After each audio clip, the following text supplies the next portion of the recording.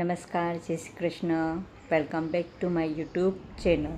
તો આજે શનિવાર રજા છે એટલે એક્સ્ટ્રા કામ લેડીઝોને ઘણું હોય. લોકો એમ કહે છે કે લેડીઝોને કામ શું હોય ઘરે. તો આ હું તમને કામ બતાવું છું શું હોય. સવારનું કામ તો આપણે મતતા જોઈએ, પણ એની સાથે એક્સ્ટ્રા કામ પણ આપણે કરવાનું હોય છે. તો અહીંયા હું તમને બતાવી રહી છું કે ઘઉં પીસવાનું કામ ચાલુ છે. અહીંયા ઘઉં પીસાઈ રહ્યા છે. અહીંયા 20 કિલો ઘઉં દળાઈ ગયા છે. અહીંયા અડધો ડબ્બો ભરાઈ ગયો છે. આ હું તમને બતાવી રહી છું. ચણાનો લોટ, જુવાર બાજરીનો લોટ, ઢોકળા, આ બધું પીસાયું.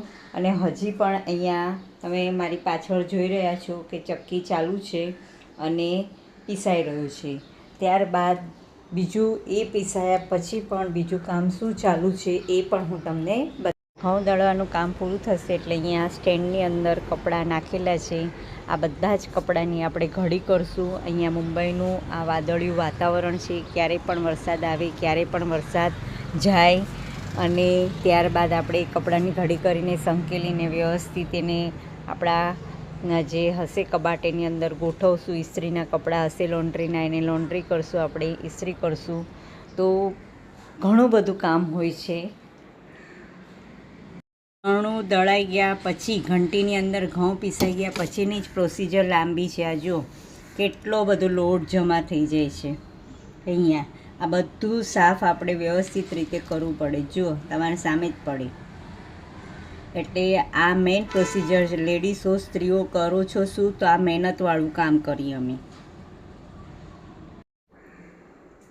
અહીંયા ઘઉં દળવાનું કામ પૂરું થઈ ગયું છે. હવે આપણે ચક્કી સાફ કરવાનું કામ કરશું.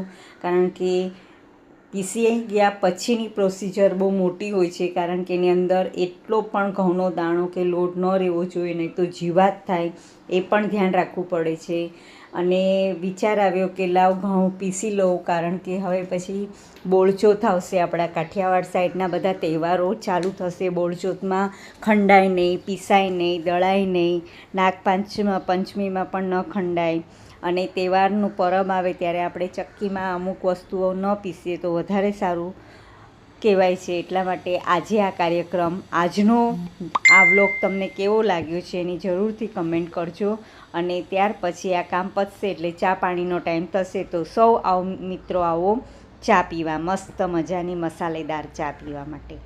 કમેન્ટ કરો, લાઈક કરો. Thank you.